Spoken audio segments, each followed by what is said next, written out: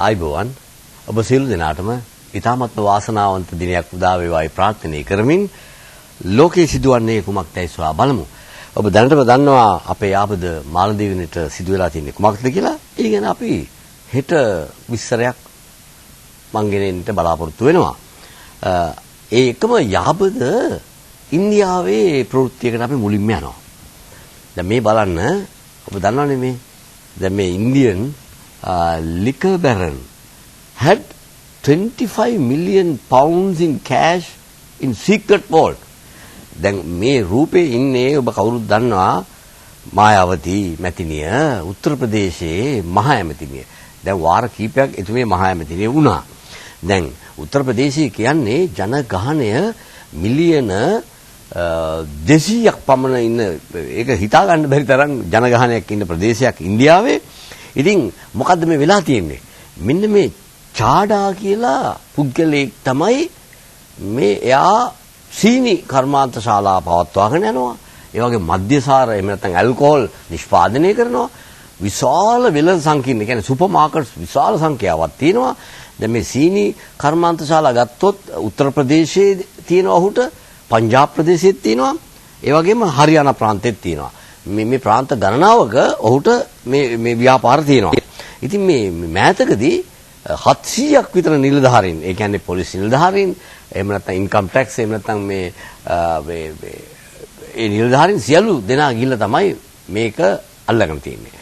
මේ එක්තරා මේ සුපර් මාකට් එකක යට තමයි මේ සල්ලි තිබිලා තියෙන්නේ. මේ සල්ලි මේ මුදල් මායාවතිගේ දේශපාලනයට උදව් කරනවා කියලා තමයි චෝදනාව තියෙන්නේ. දැන් මායාවති දැන් මේ අද තමයි ඡන්දේ උත්තර ප්‍රදේශයේ.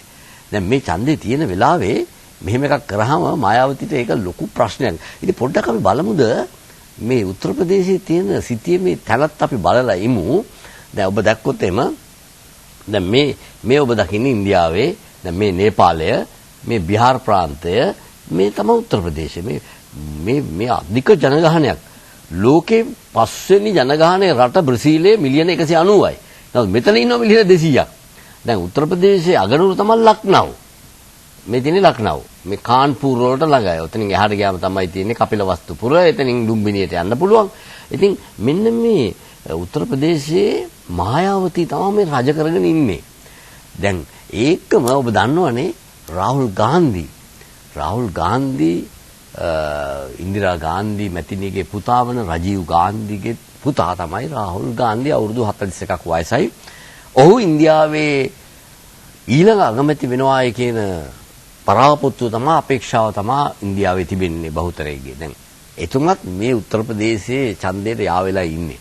මායාවතිත් එක්ක තමයි සටන. ඒ සටන තියෙන වෙලාවේ තමයි මායාවතිගේ චාඩ් කියන මිතුරා වෙලෙන්දා ව්‍යාපාරිකයට මෙහෙම චෝදනාවක් එල්ල වුණේ.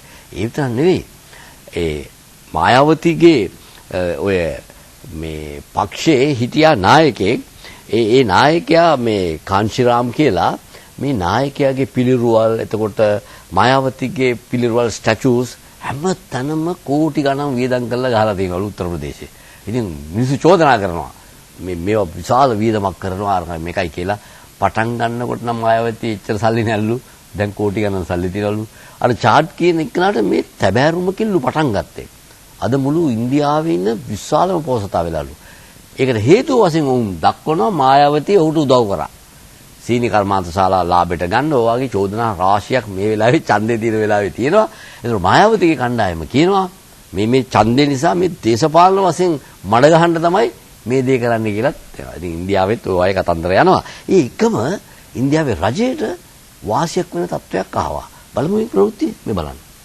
මෙන්න දැන් මොකද වෙලා තියෙන්නේ? දැන් ඔබ මතකනේ අර ටෙලිකොමියුනිකේෂන් ස්කැන්ඩල් කියලා ඔය ඒ රාජා කියන ඇමතිතුමත් ඉල්ලා අසුනා. දැන් මෙතන කියන court rejects bid to prosecute චිදම්බරම්. මේ පළයප්පන් චිදම්බරම් තමයි ආණ්ඩුවේ ප්‍රබලම ඇමතිවරයෙක්. මොහු මේ දැන් නම් ඉන්නේ සුදේශ ඇමතිය හැටියට, හෝම් මිනිස්ටර් හැටියට ඉන්නේ. මෙයාට විරුද්ධව අර සුබ්‍රමණ්‍යම් ස්වාමී නඩුවක් දැම්මා. නඩුවක් දැම්මේ මෙයත් අර වංචාවට හවුල්. මෙයා වංචාකාරයෙක් කියලා පෙන්නු ගන්න. නමුත් උසාවිය කිව්වා නෑ. ඒ කිසි දෙයක් නෑ කියලා ඒක ප්‍රතික්ෂේප කරාම මන්මෝහන් සිං අගමැතිතුමාට මේක මහත් අස්වැසිල්ලක් වුණා.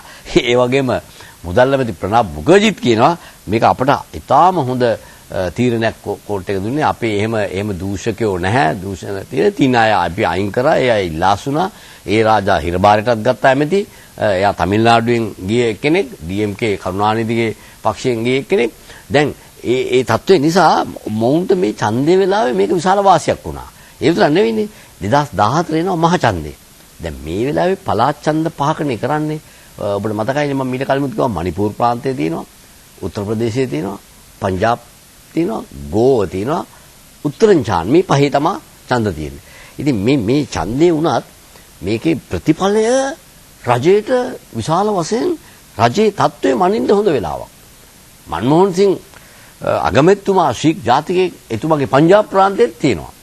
දැන් මේ උත්තර ප්‍රදේශයේ අධික ජනගහනය ලෝකේ මං කිව්වේ ජනගහනය ලෝකේ පස්වෙනි ජනගහනටත් වැඩි.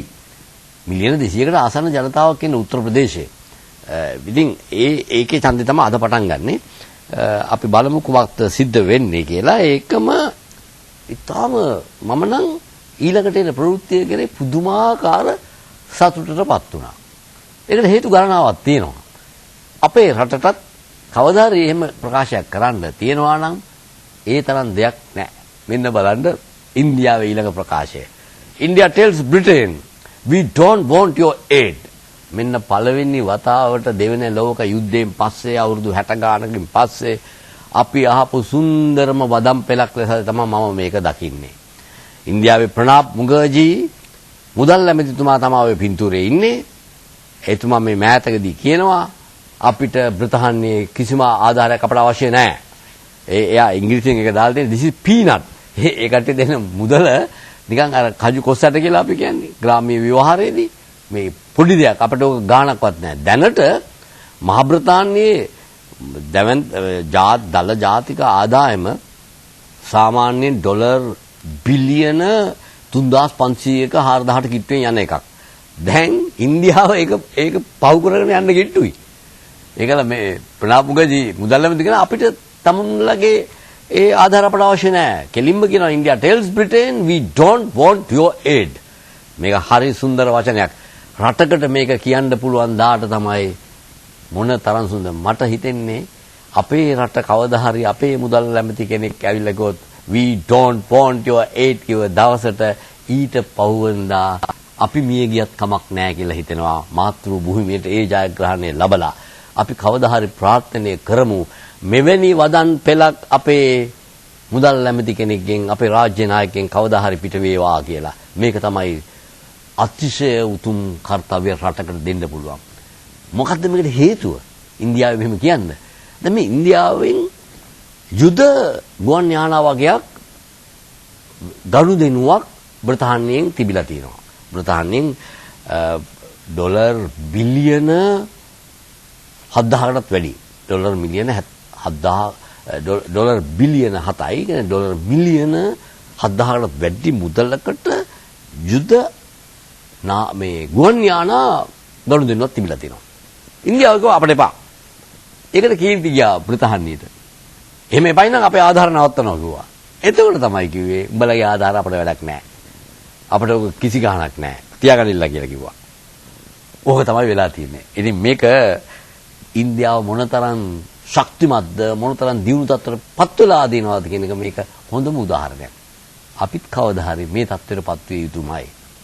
ඒ සඳහා වර්තමාන රාජ්‍ය නායකත්වයට රජයට සියලුම දේශපාලනඥයන්ට ඒ නැනස පහළ වේවා කියලා අපි ප්‍රාර්ථනා කරමු. හැබැයි මේක කරන්න නිෂ්පාදන වැඩි විය යුතුයි. පුළුවන් තරම් නිෂ්පාදන වැඩි යුතුයි. ආනයනයන් ටිකක් අඩු කළ යුතුයි. තුන්වෙනි කරුණ නාස්තිය අඩු කළ යුතුයි. එහෙම නැත්නම් කවදාවත් බෑ. නාස්ති කර රටක් දිනු කරන්න බෑ. ඒක තමයි ලෝකේ ඕනම රටක මේ සමීකරණ තුලින් තමයි ඉදිරියට යන්න පුළුවන්. එහෙමනම් අපි කවදා හරි ප්‍රාර්ථනා කරමු ඒ ප්‍රකාශය අපිට කොහෙන් හරි ලැබේවා කියලා කවදා හරි අපේ රටෙන්. අපි ඊළඟ ප්‍රවෘත්තියට යමු.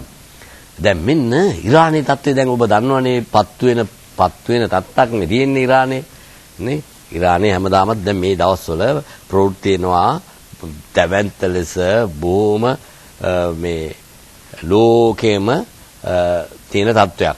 දැන් මේ ඉරානය වට කරලානේ තියෙන්නේ. දැන් මෙතන කියනවා Iran launches new military exercises. දැන් මීට මතකද සතියකට දෙකකට කලින් අර මුහුදේ කට්ටිය යුද අභ්‍යාසයක් කරා. දැන් මේ මුහුදේ විතරක් නෙවෙයි ගොඩබිමෙත් කරනවා. දැන් මේකට ඔබට මතකද මේ අපි මේ ඉරානයේ සිටම දිහාට ගියාම මෙන්න බලන්න මේ ඉරානයට යාබද ඇෆ්ගනිස්තාන් බෝඩර් එකේ තියෙන මේ තියෙන්නේ. මේ 2001 දී අර සැප්තැම්බර් 11 ඇමරිකාවට ප්‍රහාරය ලක් කරාම ඇමරිකන් හමුදා ගොඩබැස්සේ කොහෙද දන්නවද? බේන මෙතන 2001 දී. නමුත් ඔවුන් කිව්වේ ඔසාමා බින් ලාඩන් ඉන්නේ මෙන්න කාබුල් වල මේ ටෝරා බෝරා කඳු වැටිය ළඟ එහෙම නැත්නම් මේ පාකිස්තානයේ මේ බෝඩර් එක ළඟ ඉන්නේ කියලා ගොඩබැස්සේ ඇමරිකන් හමුදාව මෙතන. මම දැනගත්තා එදාම 2001 දී මීට අවුරුදු 10කට පෙර ඔය එන්නේ නම් ඉරානය ආක්‍රමණය කිරීම. මීට අවුරුද්දකට පෙරත් අපි කිව්වනේ.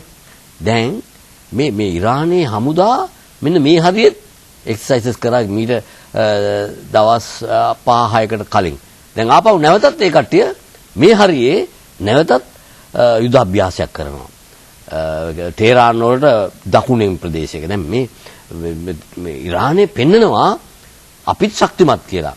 දැන් අපි දන්නවා මේ හරිය කුවේට්, මේ ඉරාකය, මේ කුවේට් ඒක මේ මුහුදු පර්ෂියන් ගල්ෆ් කියන එකනේ මේ තියෙන්නේ හෝමුස් සමුද්‍ර සංධිය කිලෝමීටර් 50යි උතන තියෙන්නේ. ඉතින් මේ මුළු ප්‍රදේශෙම අද පත් වෙලා ගිනිපත් වෙලා තියෙන දේශපාලන වශයෙන් මොකද කොයි මොහොතේ මේ ඉරානයට කඩාවැදීද දන්නේ නැහැ. දැන් ප්‍රකාශ කරන විදිහට සමහරු කියනවා ඊශ්‍රායලෙන් ප්‍රහාරයක් එයි කියලා. ඒකම සමහරු කියනවා නෑ ඇමරිකාවෙන් ප්‍රහාරයක් එයි කියලා. එහෙම නැත්නම් දැනටම අර ඒබ්‍රහම් ලින්කන් කියන යුද නාවිකාව ඇතුළුව ප්‍රංශයේ යුද නැව්, බ්‍රිතාන්‍ය යුද නැව්, ඇමරිකා එක්සත් ජනපදයේ යුද නැව් මේ ප්‍රදේශෙට දැන් කිට්ටු වෙලා ඉන්නවා. වටේම වට කරලා තියෙනවා. ඒකම බහරේන් වල තියෙනවානේ 5th ෆ්ලීට් 5 වෙනි සේනාංකය ඇමරිකාවේ. එයත් ඉන්නේ ඉරානයේ මේ දෙසීමා යටනේ. අපි පොඩ්ඩක් ආපහු බලමු මේ සිටියම බහරෙන් තියෙන තැනයි ඉරානයයි මේ තියෙන්නේ. මේ ඩෝහා කටා මේ තියෙන්නේ මේ හරි බහරෙන් මේ බහරෙන් තියෙන්නේ මේ මුහුදායිනේ තමයි මේ 5th ෆ්ලීට් එක තියෙන්නේ. එතන කුවේට් වලත් දැන් ඇමරිකන් හමුදා ඉන්නවා. ඒක සම්පූර්ණයෙන් ඇමරිකාව තමයි පාලනය කරන්නේ. ඉරාකයත් එහෙමනේ දැන්. ඒතර ඒ කියන්නේ වට කරලා තියෙන්නේ. ආහාරෙන් ඇෆ්ගනිස්තානේ අර පැත්තෙන් වට කරලා. ඒකම අපි දන්නවා උඩින් තියෙන ටර්ක්මනිස්තාන් කියන රට ඉරානයේට දැන් මෙතනත් ඇමරිකන් වලට පොඩි පක්ෂපාතී භාවයක් තියෙනවා මෙතන. ඒකම අසර්බයිජාන තියෙනවා. අසර්බයිජානෙත් ටිකක් ඇමරිකාවත් එක්ක මේ හිතවත්කමක් දක්වනවා. දැන් මේ පේනවනේ වට කරලා තියෙන විදිය. දැන් ඔබට පේනවනේ මුළු වටේටම වට කරලා තියෙන්නේ. ඉතින් කොයි මොහොතේ මොකක් හරි වෙනවද කියලා හිතා ගන්න බෑ ඉරානයට. ඉතින් එහෙමනම් අපි ඊළඟ ප්‍රවෘත්තියට යමු. ඊළඟ ප්‍රවෘත්තිය අපට එන්නේ ඊජිප්තුවෙන්. දැන් ඔබ දන්නවනේ දැන් මේ ඊජිප්තුවේ මේ මෑතකදී ලෝකේ කවදාවත් වෙච්ච නැති විදිහට මේ අර පාපන්දු තරඟයක් ෆුට්බෝල් මැච් එකක් වෙලාවේදී ඒ දෙගොල්ලක් අතර ඒ වෙච්ච පොඩි මතභේදයක් හේතු කොටගෙන ඒ පිට්ටනිය එහෙම නැත්නම් ඒ ක්‍රීඩා පිටිය අසල 74 දෙනෙක් මැරුණා. දෙගොල්ල ගහගෙන සටන කරා. ඉතින් මොන තරම් තත්ත්වයක්ද වෙලා තියෙන්නේ. දැන් ඒක පාදක කරගෙන ඒක කියනවා Egyptian soccer deaths bring new cycle of violence. අලුත්ම නැවතත් හිංසාකාරී තත්ත්වයකට පත් වෙලා තියෙනවා මුළු ඊජිප්තුවේම. මේ ඔවුන් ප්‍රකාශ කරනවා රජය ඊටම දුර්වල වුණා මේ වෙලාවේ. මිලිටරි පාලකයෝ දුර්වල වුණා. මේ 74 දෙනෙක් මරණකල් මොනවද කෙරුවේ කියලා චෝදනා කරනවා. පොඩ්ඩක් අපි බලමු ඊජිප්තුව තියෙන තැනත් අර ඉරානයේ වගේම වැදගත් අපිට මේ බලන්න. මේ තියෙන ඊජිප්තුව දැන් මේ ඊජිප්තුවේ ජෝර්දානයේ යාබදව තියෙනවා. මේ ඊශ්‍රායලය පලස්තීනය කොටස තමයි මේ තියෙන්නේ. ලෙබනන් ඒ උඩින් ලෙබනන් ඊළඟට ඊශ්‍රායලය පලස්තීනය මෙන්න ඊජිප්තුව. දැන් මෙතන වැදගත් මෙන්න මේ සූවස් ඇල 1800 ගානේ හැදුවේ. දැන් මේ සූවස් ඇල මේ මුළු ඊජිප්තුවේ ඒක මේ අස්වාන් කියන එක මතක තියාගන්න. මේ අස්වාන් මම ඒ කතන්දරේ දැන් ඔබට කියන්නයි යන්නේ. මේ කයිරෝ ප්‍රධාන නගරය. දැන් මේ ඊජිප්තුවේ ඔබ දන්නවද ඔය සූවස් ඇල හැදුවේ ප්‍රංශය. ඒ කාලේ මේ ප්‍රංශයේ මහ බ්‍රිතාන්‍ය එකතු වෙලා තමයි හැදුවේ විශේෂයෙන් ප්‍රංශය. හදලා ඉවර වෙලා දැන් මේ සූවස් වලට හදපු එක ඉතාම හොඳ දෙයක් කිලෝමීටර් 100 ගාණක්. ඊට පස්ව ටික කාලයක් යනකොට මෑතකදී අබ්දුල් ගමාල් නසාර් කියන නායකයා හමුදා නායකයා ඊජිප්තුවේ බලය ගත්තෙන් පස්සේ මේ ඒ අයිතිය ගත්තා සූවස් ඇලේ අයිතිය ඊජිප්තුවට ගත්තා.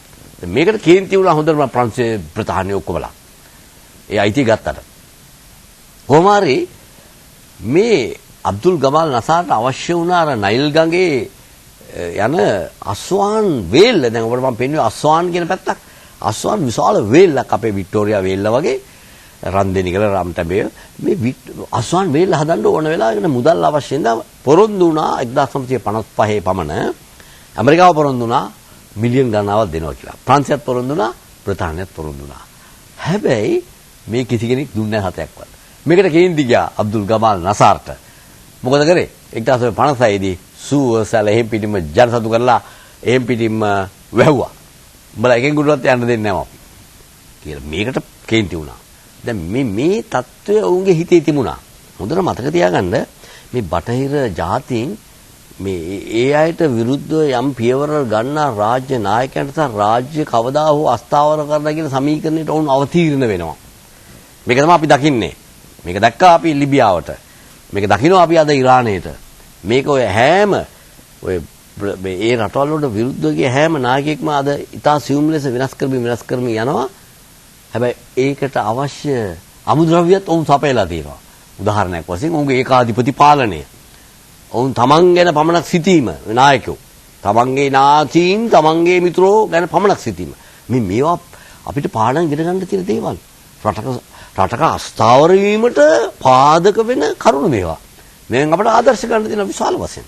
ඉතින් වර්තමාන ලංකාවේ සමහර දේශපාලනඥයන් මේවා හොඳ පාඩම්. මොකද අපේ රට අපිට අවශ්‍ය සාමයෙන් පිරි දියුණුව කරා යන මාර්ගයක් නේ අපට අවශ්‍ය වන්නේ. ඉතින් මේවයින් පාඩම්. මේ අපි මේ වැඩසටහන් ස්වාධීන රූපවාහිනියේ මේ නිකන් ඕපාදූප ටිකක් දෙන එක පමණක් නෙවෙයි. අපි හැමෝටම ජනතාවට පවා අපි මේකෙන් පාඩම් ඉගෙන ගන්න ඕනේ. අපි ඒකටයි මේ අන්තර්ජාතික සම්බන්ධතාවල ඒ සිදුවීම් ඉදිරිපත් කරන්නේ ඒකටයි. ඉතින් එම නිසා මේ தত্ত্বය අපි දැක්කා ඊජිප්තුවේ ඒ පරිගැනීම තමයි අද ඔය කරන්නේ. ඉතා සියුම් ලෙස අද ඊජිප්තුව අස්ථාවර කරලා ඉවරයි. දැන් අර ඊජිප්තු නායකයා පිටුවහල් කරෙන් පස්සේ හමුදාව තමයි පාලනය ගත්තේ. හමුදාව දැන් ජනතාව කියනවා මේ හමුදාව තාම ග්‍රහණයේ ඉන්නවා. ඔවුන් ප්‍රජාතන්ත්‍රවාදය අපට ලබා දිය යුතුයි කියන මේ කැරැල්ල තාම යන්නේ. කෙසේ හෝ වේවා එතනත් නිකන් පොඩි සිවිල් යුද තත්වයක් නිකන් ඉස්මතු වෙමින් පවතිනවා. අර සිරියාවේ දැන් ආවේ. ඒතර ලිබියාවේ එහෙම් පිටින්ම ආවේ. දෙගොල්ල ගහගත්තනේ. ඇතුලේ මේක තමයි එතන සිද්ධ වුනේ. ඒ රටවල් ගණනාවකම සිද්ධ වෙමින් පවතින ඒකයි. අද ඊජිප්තුවටත් අද ඒ තත්ත්වය උදා වෙලා තියෙනවා ඉතා. දැන් අපි යමු ඊළඟ ප්‍රවෘත්තියට. මෙන්න ඊළඟ රට සූඩානය. දැන් ඔබ දන්නවනේ මේ සූඩානය මීට කලින් 2011 ජූලි මාසයේ 9 වෙනිදා මේ රට දෙකට කැඩුවා. දැන් මේ සූඩානයේ ජනාධිපතිතුමානේ ඔය පින්තූරෙන් ඉන්නේ. ඔබ හොඳට දැකලා තියෙනවනේ මෙතුමා ඔමාර් අල් බෂීර්. දැන් මේතුමා මේ ඔය පින්තූරේ එන්නේ මේ ජනවාරි 7 වෙනිදා. එතුමා ගියා ලිබියාවේ ට්‍රිපෝලි වලට පළවෙනි වතාවට. දැන් ට්‍රිපෝලි ලිබියාවේ ඇතිවෙච්ච කරඩි අවස්ථාවේදී කරලිකරුවන්ට මේ බෂාර් ජනාධිපතිතුමා ආයුධ සැපෙව්වා උදව් කෙරුවා. දැන් එතුමා යනවා ඒ දෙගොල්ල අතර තියෙන සටන නිමන්න. ඒක තමයි ප්‍රධාන හේතුව. නමුත් එතුමා එහෙ නිමන්න යන අතරේ එතුමා කියනවා කොයි මොහොතේ හරි සූඩාන්ස් president warns of possible war with South Sudan. දකුණු සූඩානයේ සමග කොයි මොහොතේ හරි යුද්ධයක් එනවා කියලා මේ උතුරු එක්කනා කියනවා. දැන් මේ බලන්න අපි සිටියේ මේ ගත්තොත් මේ සූඩානය දැන් මේ සූඩානයේ නයිල් ගඟ ගලන සූඩානයේනේ මුළු අප්‍රිකාවේ තියෙන විශාලම භූමියනේ සූඩානේ. ඔව් මෙතනින් යට කොටස තමයි දකුණු සූඩානය. දැන් දකුණු සූඩානයේ තමයි වැඩිම තෙල් තියෙන්නේ. දැන් මේ තෙල් ටික යන්න තියෙන්නේ උඩට ගිහිල්ලා මේ පෝට් මේ සූඩාන් මේ වරායෙන් ගිහිල්ලා තමයි යන්නේ. උතුරු කට්ටිය කරේ මොකද ඒවා හොරකම් කරා කියලා දකුණේ අය කිව්වා. ඊට පස්සේ දකුණු සූඩානයේ තෙල් නිෂ්පාදනයේ ගිය සතියේ නවත්තලා. දැන් මේකට ලොකු ප්‍රශ්නයක්. ඔවුන්ගේ එහෙන් පිටින්ම ආර්ථිකය රඳාපවතින්නේ ඒකනේ. දැන් උතුරු සූඩානයේ ඔය බෂාර් කියනවා දැන් එහෙමනම් යුද්ධයකට යන්න වෙයි කියලා කියනවා. දැන් වෙලාව හමාරයි. අපි හෙට උදෙත් නැවත කතා කරමු ලෝකේ මොනවද සිදුවෙන්නේ කියලා. ඔබ සියලු දෙනාටම නැවතත් ප්‍රාර්ථනා කරනවා ඊ타ත්ම යහපත් දිනයක් උදා වේවායි කියා. ඔබ සියලු දෙනාටම ආයුබෝවන්.